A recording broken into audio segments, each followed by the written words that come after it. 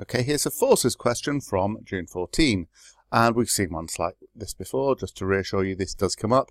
It's one of these ones where the force we don't know anything about it.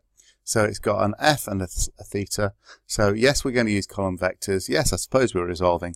We're not going to use cos and sine. Because what we say is, right, read the question. We've got these two forces here. Three forces are in equilibrium. Okay, all right, it's not telling us about the situation.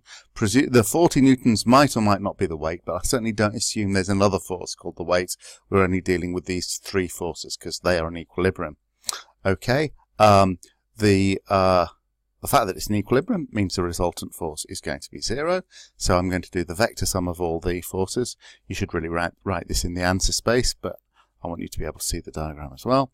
So the three forces add up to 0, 0. The reason for that is it's not accelerating. So what are the three forces?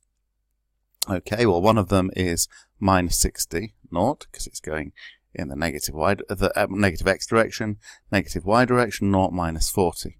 So what do I fill in for this last column vector? Well, because I could use f cos theta, f sine theta, but I want to find the magnitude and direction of that. So this is a case where actually just calling it vector f is the smart thing to do, because now I can just, well, I'm going to be adding this 60 naught, I'm going to be adding 0.40 to both sides, so this is going to tell me, if I do that, that f equals the column vector plus 60 plus 40, because I'm adding vectors, positive vectors cancel out the negatives.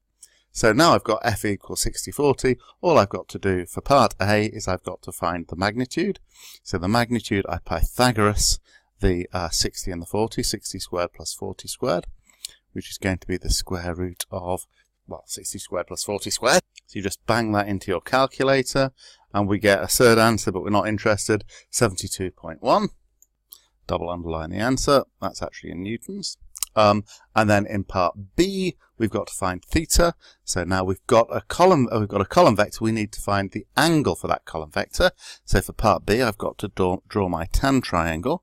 So what does this vector do? It goes across 60, while it goes up 40, and my angle theta is this one here.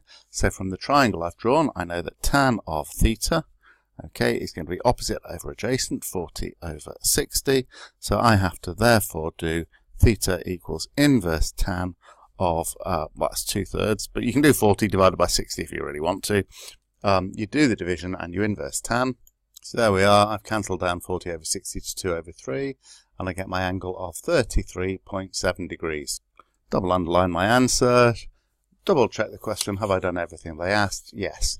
Only question 2, so we're expecting it to be easy marks. M1 AS module.